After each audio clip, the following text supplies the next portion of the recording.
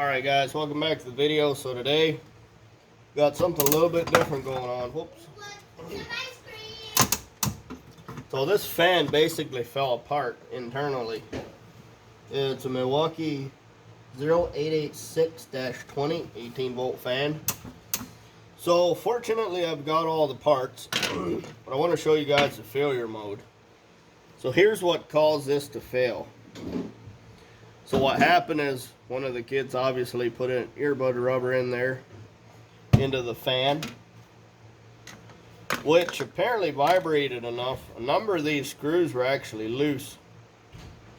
Of course, this fan has had a lot of hardship over the years.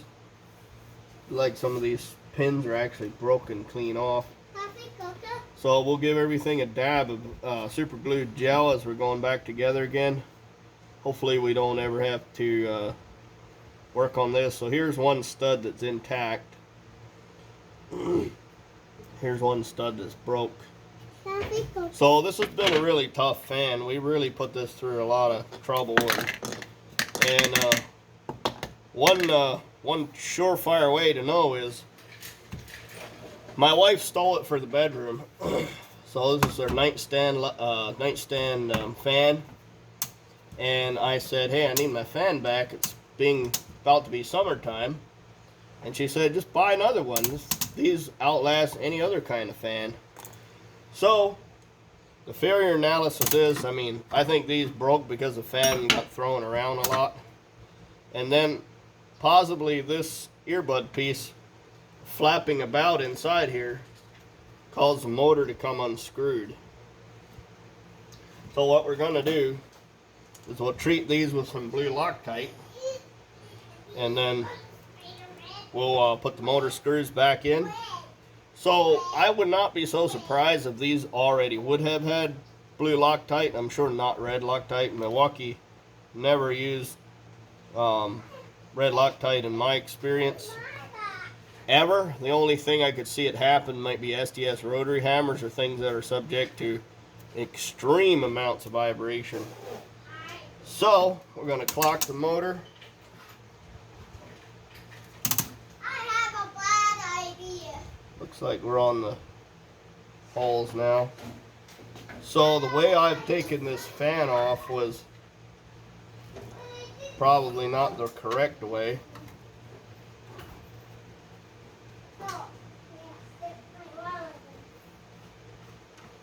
Okay, it looks like that's a dead end. I have to dump those out.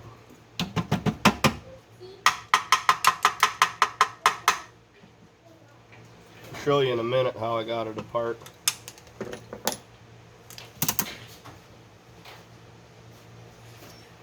Those holes look like they've got some threads.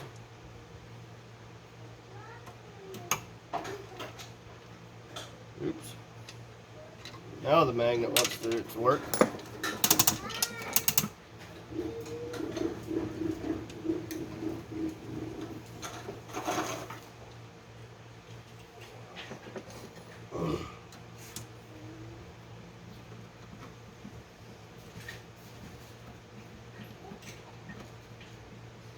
Okay, so the way I got this motor off was I stuck my 10 mil bit in here, so I went whack, and it came out. Of course, I had a 4-pound hammer, so that'll help. So we'll put these guys in. Try not to over tighten. Kind of lean on that blue Loctite a little bit to keep this in there.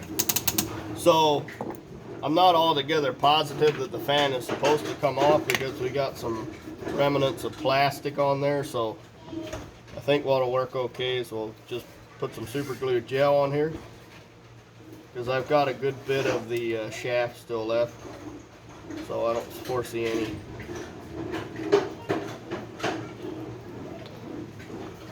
supply chain issues, eh?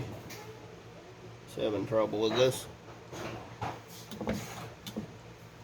Fortunately, back in the day, we were also Tecton account.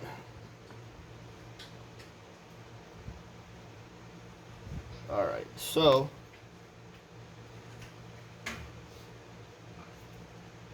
spread this out onto the shaft. Make sure we're pretty generous with it.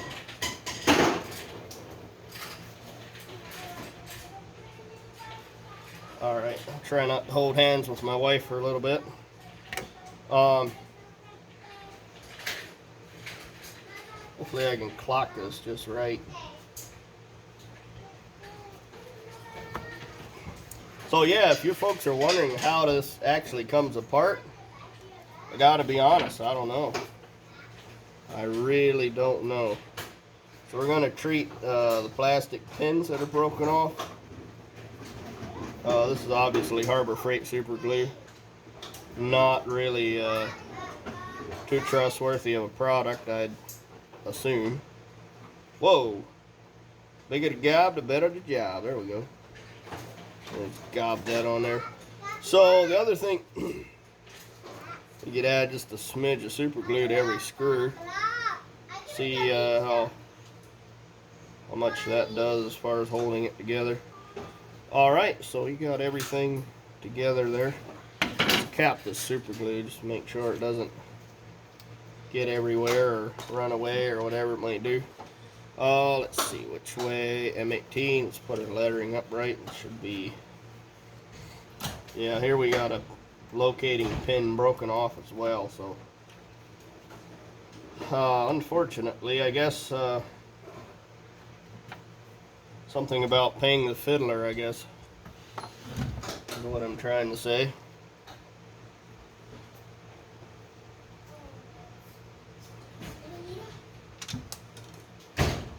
So I gotta see. All right, that's a clean hole with no breaks. Should be a good first spot to start. So this fan has had hundreds and hundreds of running hours. I mean, so and on the power port too. So that's probably some information that not everyone knows, how well the power port works. I'd say it works well. No fuss at all with that. I mean, it's been running for probably almost 6 years. No, not 6 years. I only bought this a year or two ago. But it's been running every single night for the past year. All night, so 8 hours. Okay, that screw dead ends into nothing. Feels like that one does the same. Got a hole up here that's nice and clean. So hopefully we can pull the bezel in a way that that the super glue can re-glue the studs that are broke. Okay, this hole here is still good.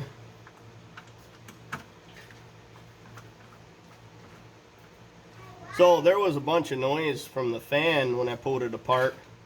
There was only this inside, which kind of baffled me. So luckily I was curious enough to keep turning the fan, and when I did, I found out that there was some more debris inside the hub, inside the fan hub.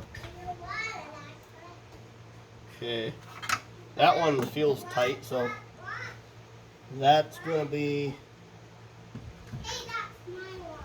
I don't know why I've got one extra screw. Oh, here we go. There's actually 3 in this one. So I was curious why there was extra noise going on in the fan hub. So luckily I checked that and popped that fan off, and pretty soon found out that the screws that hold the motor into that attach the motor, the screws that attach the motor were loose. I noticed that the motor was able to slide back and forth until it hit the back of this plastic cap. So I don't really know what this cap does other than just attach, keep the wires safe on the back of the motor. So, like I said, we used to service these. We were a Milwaukee service center probably from 2013 to 16 or something. Had a 3-year sprint. So I don't know if these service parts are available or not, but they're a really nice fan. Got a little bit of noise.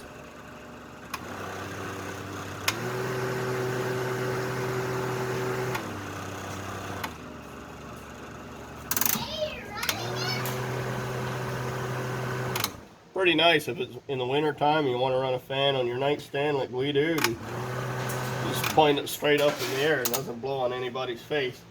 Oh, we got dirt coming out. So these things will blow 40 foot.